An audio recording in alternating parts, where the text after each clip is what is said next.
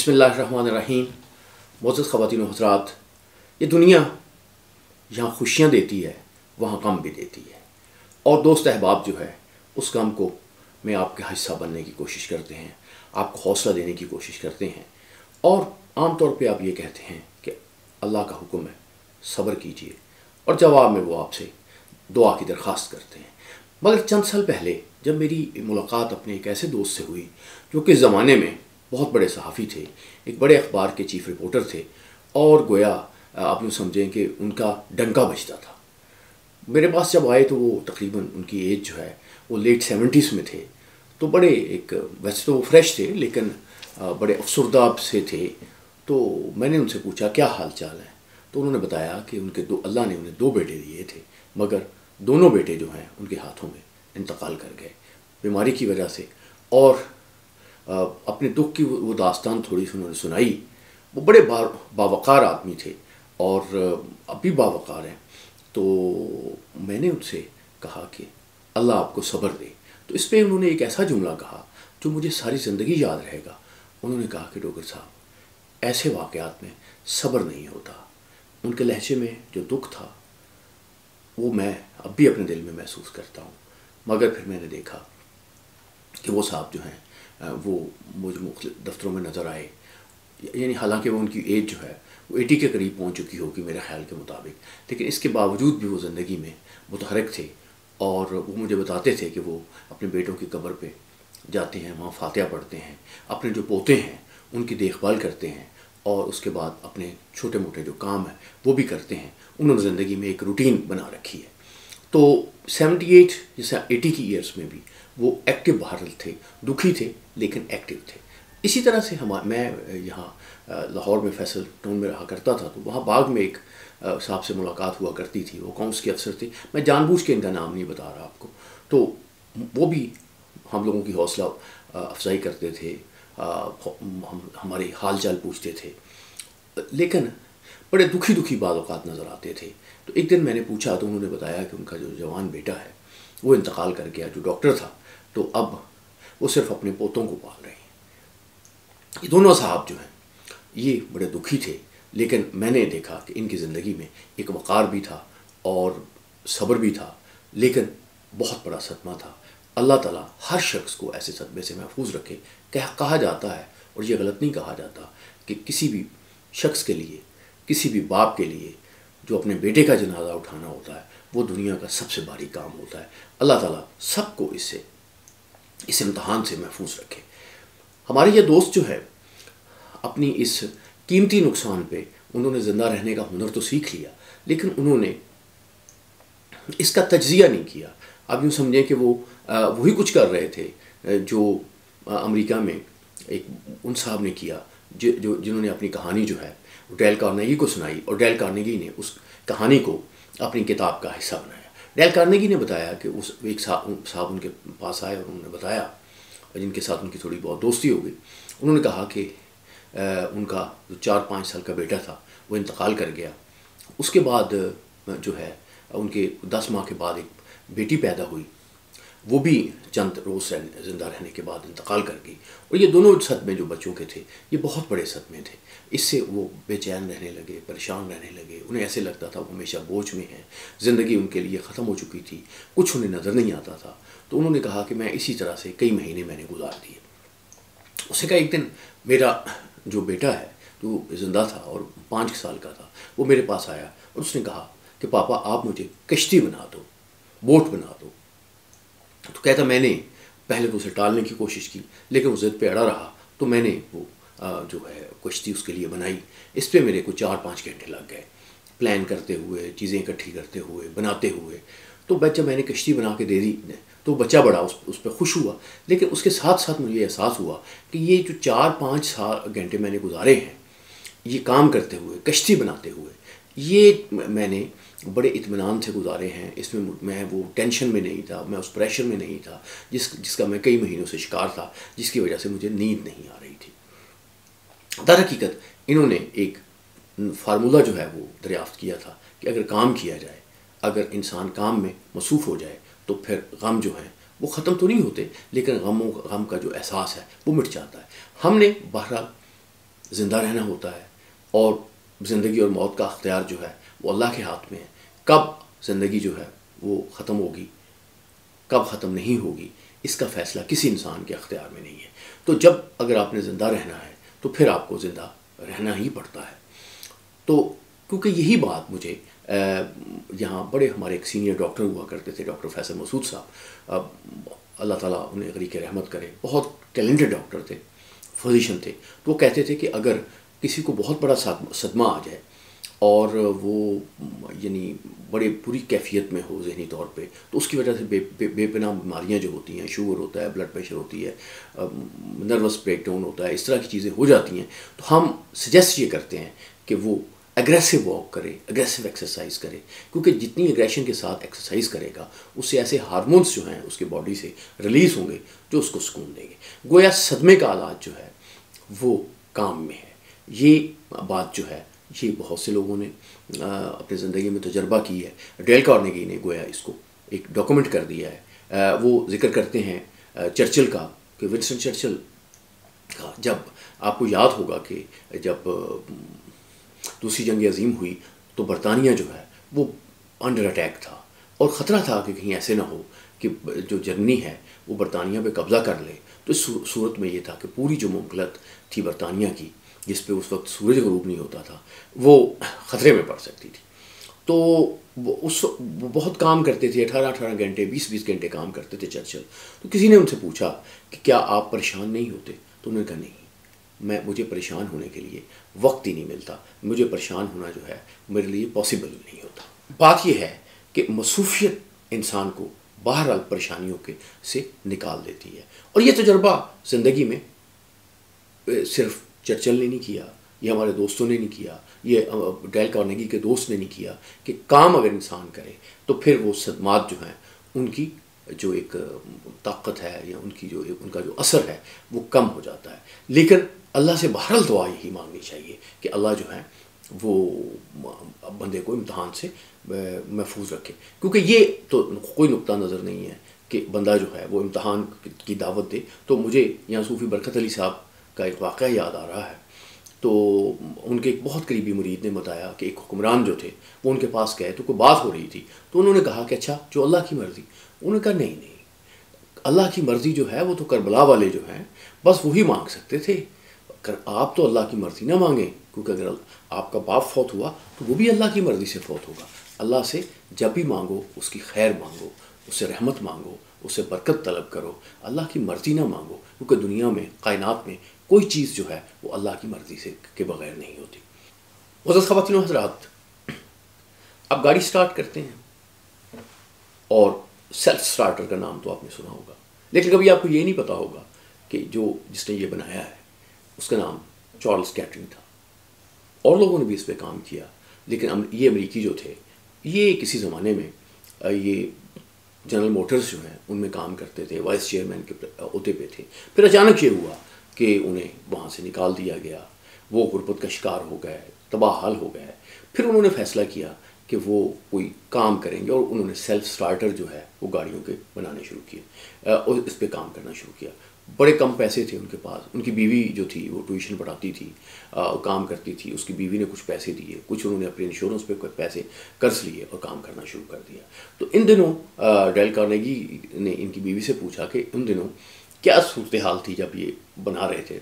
उन्होंने कहा मैं तो बहुत परेशान थी और मुझे नहीं समझ आ रहा था कि मुस्तकबिल हमारे लिए क्या लेके आ रहा है, क्योंकि इनकी बहुत शानदार जॉब थी, वो चली गई थी और मैंने इतने मुश्किल हालात जो है अपनी ज़िंदगी में नहीं देखे थे। लेकिन ये बिल्कुल परेशान नहीं थे, क्योंकि ये अपने काम में इतने ज़ौक़ और शौक़ से लगे हुए थे कि वो उन्हें परेशान होने का वक्त ही नहीं मिलता। और आपको मैं ये अर्ज़ करूँ कि ज़िंदगी में जो काम भी आप दिल लगा के करते हैं उसमें अल्लाह आपको कामयाबी देता है, क्योंकि इबादत हो, काम हो, उसमें आपका दिल लगाना जो है वो कामयाबी की शर्त है।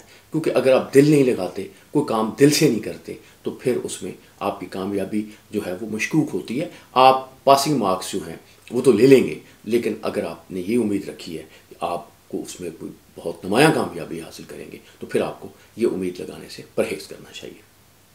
मुअज़्ज़ज़ ख़वातीन व हज़रात, जंग जो होती है वो किसी भी मुल्क के लिए बड़ी नुकसानदेह होती है, बड़ी तबाहियाँ लेके आती है। एक तबाही तो वो होती है जो बिल्डिंग्स में लाती है, इकोनॉमी में लाती है। एक तबाही वो होती है वो जो इन सिपाहियों पर नाजिल होती है।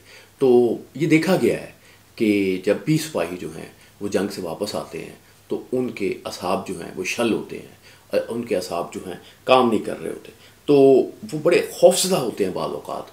तो ये डेल कार्नेगी ने इसका एक तज़किरा किया है। तो उसने कहा कि वो इतने ज़्यादा होते हैं, इतने खौफजदा होते हैं कि वो असाबी अमराज के शिकार हो जाते हैं। और पता है फिर क्या होता है, डॉक्टर उनके लिए सिर्फ एक ही काम तजवीज़ करते हैं कि वो मसरूफ़ हो जाएं। वो कहते हैं कि उन्हें कहते हैं कि आप फ़िशिंग करें, शिकार खेलें, आप फुटबॉल खेलें, आप गोल्फ़ खेलें, आप क्रिकेट खेलें, आप फ़िल्म देखें, आपको फ़ारिग नहीं बैठना, आपने फ़ारिग नहीं बैठना। इसकी वजह क्या है ये इस इलाज की? क्योंकि क्यों हम सजेस्ट करते हैं, माहिर नफ्सियात जो हैं वो ये सदियों के तजर्बात के बाद उन्होंने क्यों सजेस्ट करना शुरू किया कि अगर कोई दुख हो जाए, गम हो जाए, वो आपकी ज़िंदगी का हिस्सा बन जाए, तो फिर आपने क्या करना है। तो ये बात जो है, ये मामला जो है, ये सदियों से होता आ रहा है। तो इसके लिए यही है कि इंसानी जो दिमाग है, दर हकीकत वो एक वक्त में एक ही चीज़ सोच सकता है। बहुत कम दिमागों में ज़्यादा कैपेसिटी होती है। अक्सर तो दिमाग एक आइडिया आएगा, फिर उसके बाद दूसरा आएगा, तीसरा आएगा, कंटिन्यूसली एक आइडिया जो है वो रहना जो है होता है वो थोड़ा सा मुश्किल होता है। क्योंकि कहा यही आता है, जो फिज़िक्स के लोग हैं वो जानते हैं कि जो कुदरत है उसको खला से नफरत है। ये बल्ब नहीं होता, जैसे ही आपने कभी देखा ये फटे तो बड़े एक धमाके से पड़ता है, क्योंकि एक उसमें हवा बड़ी तेज़ी से दाखिल होती है। तो खाली चूँकि ना कोई जगह खाली नहीं रह सकती, तो चूँकि वहाँ जगह खाली नहीं रह सकती, इसलिए वो वहाँ पे अगर आपने अच्छे ख्यालात नहीं डाले तो वहाँ फिर बुरे ख्यालात होंगे, फिर बुरे ख्यालात को जगह मिल जाएगी। तो इसी तरह से जब ये फ़ौजी आते थे तो इन्हें वो लगा देते थे कि वो आप काम करें। एक दफ़ा वो अमेरिकन जो प्रेसिडेंट हैं फ्रैंकलिन रूजवेल्ट, तो वो गए एक दिमागी शफा खाने पे, तो उन्होंने देखा कि उन्हें बांध बनाने पे, रस्सियाँ बनाने पे कुछ लोग जो दिमागी मरीज़ हैं उन्हें लगाया हुआ है। तो इस पर उन्होंने डॉक्टरों से कहा कि ये तो आप इनसे मुशक्क़त नहीं ले रहे हैं, इनकी मजबूरी का नाजायज़ फ़ायदा नहीं उठा रहे। उनका नहीं, ये एक ट्रीटमेंट का हिस्सा है, अगर ये काम नहीं करेंगे तो इनके दिमाग सेटल नहीं होंगे। जो काम आपके दिमाग को सुकून देता है उसके मुतबादिल के तौर पे आज तक कोई मेडिसिन जो है वो जो है वो नहीं निकल सकी, वो हम अभी तक दरियाफ़्त नहीं हो सकी। तो इसी तरह से आपने कभी अब एक बहुत मरूफ अमरीकी शायर हैं, उनका तज़किरा किया है डेल कार्नेगी ने कि हेनरी लॉन्गफेलो हैं। वो उनकी बीवी का इंतकाल हो गया, वो काम कर रही थी और अचानक आग लग गई, आग लगने से वो हलाक हो गई। और वो फिर इंतकाल करने के बाद ख़ुद वो चूँकि हसास थे, शायर थे, तो वो बहुत ज़्यादा गमगीन हो गए, बहुत ज़्यादा गम का शिकार हो गए। लेकिन फिर उन्होंने सोचा कि उन्हें ज़िंदा रहना है, अपने लिए भी ज़िंदा रहना है, अपने उन बच्चों के लिए भी ज़िंदा रहना है जिन्हें उनकी बीवी छोड़ के गई थी। फिर उन्हें कहानियाँ सुनाते थे, उनसे बातें करते थे, और फिर इस तरह से वो अपनी ज़िंदगी जो है उसको तस्कीन देते थे। तो इसी तरह से हम ये कहते हैं कि टेनिसन जो है, उनके भी एक दोस्त जब आर्थर सेलन का इंतकाल हुआ तो उन्होंने ये कह के अपने तस्कीन दी थी कि अब जो है मुझे काम में गर्क होना पड़ेगा, नहीं तो मायूसी जो है मुझे बिल्कुल तबाह कर देगी। तो यूँ लोग जो हैं अपनी परेशानियों का इलाज जो है, अपने मसाइल का इलाज जो है वो काम में तलाश करते हैं, और ये पूरी दुनिया में गोया होता है। यानी इंसानी जो फितरत है गोया एक तरह से यह जैसे मेडिसिन के इलाज हैं, उसी तरह से दूसरे इलाज हैं। तो इसी तरह से बाज़ औक़ात ये होता है कि आपको ख़दशात होते हैं कि ये अमेरिकन तारीख़ में पर्ल हार्बर का हादसा जो है, जहाँ ये जापानियों ने हमला करके पर्ल हार्बर को, जो एक जजीरा था ईस्ट में, उसको तबाह कर दिया था, वहाँ में बहुत अमरीकी मारे गए थे। तो उस वाक़े के बाद वहाँ सेकंड वर्ल्ड वार में एक मियाँ बीवी थे, तो उन्हें उस वक्त सदमा हुआ, वो परेशान हुए जब उनके एक बेटे ने फ़ौज ज्वाइन कर ली, उसको फ़ौज में जाना पड़ा। तो वो परेशान रहते थे कि वो बेटा ज़िंदा आएगा, वापस आएगा, नहीं आएगा। तो उनकी बीवी ने भी इसी चीज़ में एक ढूंढी थी बात कि उन्होंने पहले तो घर का काम करने की कोशिश की, लेकिन दिमाग जो है वो पार्शली बिजी रहता था। फिर वो उन्होंने किसी स्टोर में काम किया, तो वहाँ लोग चूँकि उनसे क्वेश्चन करते थे, बातें पूछते थे, लोगों की वो हेल्प करती थी। तो इस तरह से उनके असाब जो हैं वो पुरसकून होते गए, और फिर जो नींद है जो पहले उन्हें नहीं आती थी तो वो आना बंद हो गई। इसी तरह से कहा यह जाता है कि एक और मार्टिन जॉनसन थे, और वो अपनी बीवी के साथ दुनिया की सियाहत पे निकल गए, उन्होंने बहुत फोटोग्राफी की, बहुत शूटिंग की। तो कई साल गुजारने के बाद वो जब अमेरिका वापस आए तो फिर एक हादसे में उनका शौहर जो है खातून का वो हलाक हो गया। तो उस खातून ने फैसला किया कि अब अगर मैंने ज़िंदा रहना है तो मुझे ज़िंदा रहना पड़ेगा, क्योंकि शौहर का जो साथ था वो बड़ा उनके लिए कीमती था, लेकिन ज़िंदा रहना जो है वो उस गम के साथ शायद ज़िंदा रहना मुश्किल नहीं था। अभी वो पूरी तरह रिकवर नहीं हुई थी कि उन्होंने फिर लेक्चर्स देने शुरू कर दिए, उन्होंने उसके बाद फिर अपना प्रैक्टिकल काम करना शुरू कर दिया।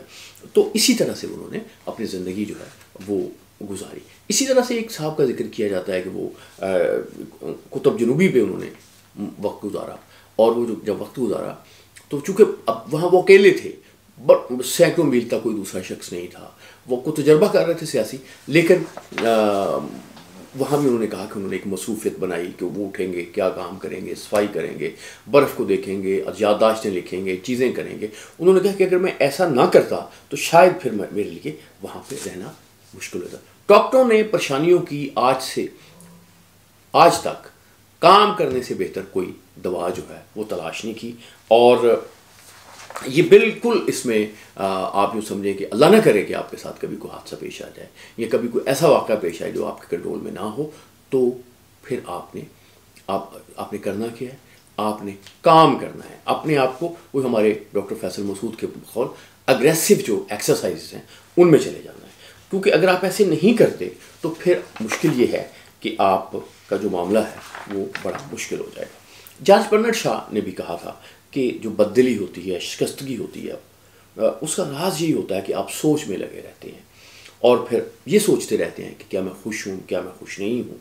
तो आप ये चीज़ जो है वो फिर आपको तबाही की तरफ ले जाती है। मुसलमानों के लिए सबसे जो अहम बात है, सबसे जो बड़ी बात है, वो बात ये है कि उनका कुरान पे एतक़ाद है और उनके लिए नमूना है हुज़ूर अकरम सल्लल्लाहु अलैहि वसल्लम की शख्सियत।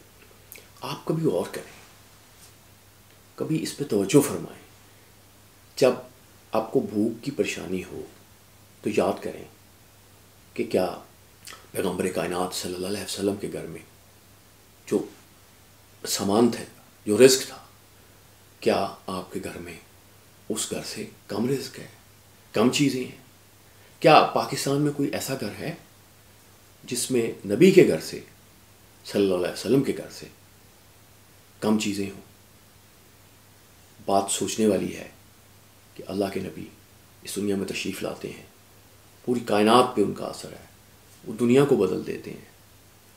सूरत हाल ये है कि पैदा होने से पहले वालिद इंतकाल कर गए, चंद साल बाद वालिदा इंतकाल कर गईं, उसके बाद मोहब्बत करने वाले दादा का इंतकाल हो गया, फिर चाचा जो थे हर मुश्किल वक्त में खड़े होते थे उनका इंतकाल हुआ, फिर आप यूँ देखें कि उसके बाद उनकी जो बड़ी महबूब बीवी थी हज़रत खदीजा रज़ी अल्लाह अन्हा, जिन्होंने बड़ी हर मामले में उनको बड़ी एक यानी सपोर्ट दी थी, ईमान लाई थी उन पर, माली सपोर्ट दी थी और उनके साथ खड़ी हुई थी, उनका इंतकाल हो गया। फिर मेल औलाद पैदा हुई, बेटे पैदा हुए, फिर उनका इंतकाल हो गया।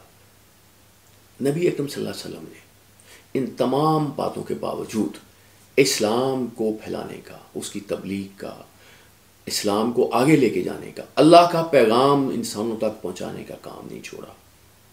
वो बहुत बड़ी हस्ती हैं, हम तो उनके जो पाँव की धूल है उसकी भी धूल हैं, उससे भी हम समझते हैं कि हमारा मर्तबा नहीं है, लेकिन वो मिसाल हमारे लिए हैं कि उन्होंने तमाम परेशानियों के बावजूद, तमाम गमों के बावजूद इंसानियत की खिदमत का, इस्लाम की खिदमत का काम जारी रखा और इंसानों तक पहुंचाया, और इस तरह से पहुंचाया कि हक़ अदा कर दिया कि जब खुतबा वदा में, आखिरी खुतबे में जब उन्होंने पूछा वहाँ मुसलमानों से कि क्या मैंने अपना हक़ अदा कर दिया, तो सबने यही कहा कि हाँ, आपने अपना हक़ अदा कर दिया।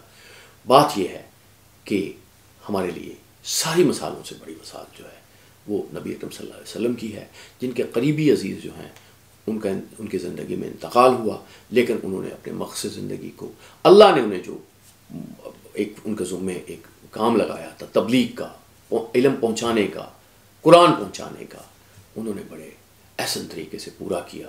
और इस तरीके से पूरा किया कि आज भी पूरी दुनिया में पूरी दुनिया में उनके काम को, उनकी जदोजहद को, उनकी शख्सियत को, उनके किरदार को, उसकी कोई दूसरी मिसाल सामने नहीं आती। मुसलमानों के लिए एक ही मिसाल है। मुसलमान जो हैं वो इस पे फ़ख्र कर सकते हैं कि हुज़ूर अकरम सल्लल्लाहु अलैहि वसल्लम जो हैं वो उन पे ईमान लाने वाले हैं।